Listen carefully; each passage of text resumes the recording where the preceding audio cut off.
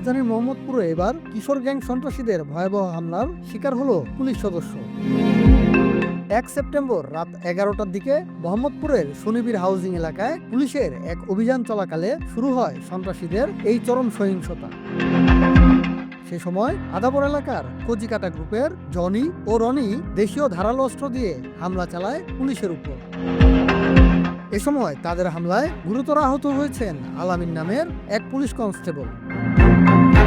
উল্লেখ্য, কচিকাটা গ্রুপের নেতা আনোয়ার বর্তমানে জেল হাজতে থাকায় তার হয়ে এই দুই কিশোর গ্যাং বাহিনী এলাকায় ত্রাসের রাজত্ব সৃষ্টি করে।